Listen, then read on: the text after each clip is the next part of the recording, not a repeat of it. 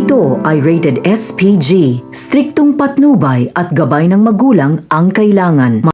Isang mapagpalang araw mga kapamilya, ang huling laban ni Tanggol at ang katapusan ni Rigor. Matapos ang pinakamapanganib at pinakamalaking laban sa buhay ni Tanggol laban sa mga gerero, nagkaroon ng matinding sagupaan na halos ikawasak ng buong lugar. Isa-isang pinabagsak ni Tanggol ang mga tauhan ng kalaban habang walang tigil ang putukan at suntukan. Sa gitna ng kaguluhan, tuluyan niyang napatumba sina Miguelito at Roberto, ang dalawa sa pinakamalupit na miyembro ng pamilya Guerrero. Ramdam na ramdam ang matinding galit ni Tanggol dahil sa lahat ng kasalanan at pahirap na ginawa ng mga ito sa kanya at sa kanyang pamilya. Ngunit matapos ang brutal na laban, bigla na lamang nawala ng malay si Tanggol dahil sa tindi ng sugat na kanyang tinamo. Ito nagsimulang humagulgol ng todo si Marites, ang kanyang ina. Yakap-yakap niya ang kanyang anak habang umiiyak dahil akala niya ay tuluyan nang nawala si Tanggol. Akala ng lahat iyon na ang katapusan ng kanilang bayani.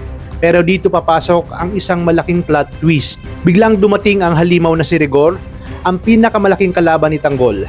Nang makita niyang nakahandusay si Tanggol, inakala niyang patay na ito. Lumapit siya kay Marites at tinutukan ito ng baril. Handa na sana niya itong patayin bilang susunod na biktima, ngunit hindi alam ni Rigor, buhay pa pala si Tanggol. Nagkunwari lamang siyang patay upang makahanap ng tamang pagkakataon. Habang papalapit si Rigor kay Marites, biglang bumangon si Tanggol at mabilis na kinuha ang kanyang 45 na baril at agad na pinaputukan si Rigor. Nakailag si Rigor kaya nagsimula ang isang matinding habulan at patintero sa pagitan ng dalawa hanggang sa makarating sila sa isang pinakamataas na gusali kung saan doon naganap ang kanilang huling laban. Nagkaharap ang dalawa sa tuktok ng gusali. Tahimik ang paligid ngunit ramdam ang tensyon sa pagitan nila. Sinabi ni Rigor kay Tanggol na iyon na raw ang huling araw ng kanyang buhay. Siguraduhin niyang siya ang mananalo. Dito ibinuhos si Tanggol ang lahat ng sakit na dinanas niya. Ang pang-aapi ni Rigor simula pagkabata pa lamang siya. Ang pagpatay kay Santino at ang katotohanan na hindi siya kailanman itinuring na tunay na anak ni Rigor. Dahil nga kalaunan ay nalaman ni Tanggol ang isang matinding katotohanan na hindi si Rigor ang kanyang tunay na ama. Ang tunay niyang ama ay si Ramon Montenegro. Kaya pala napakalapit ng trato ni Rigor sa kanya mula noon pang bata pa siya. Sa gitna ng kanilang matinding laban, ipinakita ni Tanggol ang kanyang buong lakas at galing.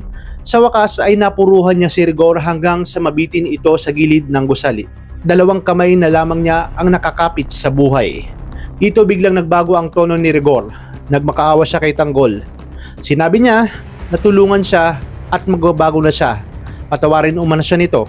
Ngunit dahil sa napakaraming kasalanan at kasamaan na ginawa ni Rigor, di na nagpatinag ang puso ni Tanggol.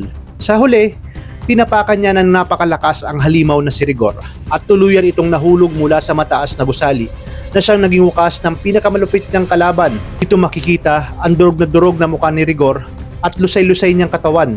Matapos ang lahat ng nangyari, agad na isinugod si Tanggol sa ospital upang gamutin ang kanyang mga sugat. At makalipas ang ilang panahon, gumaling siya at muling bumalik sa Maynila upang ipagpatuloy ang kanyang tungkulin. Bilang mayor ng lungsod, tiniyak ni Tanggol na wala nang manggugulo sa Maynila dahil tuluyan nang nawala ang mga kalaban, ang mga gerero at si Rigor. Sa huli, natupad din ang kanyang pangarap. Ikinasal siya kay Punggay at nagkaroon sila ng isang anak. At dito nagtatapos ang epikong kwento ng FPJ's Batang Quiapo, isang kwento ng paghihiganti, katapangan at pagmamahal sa pamilya.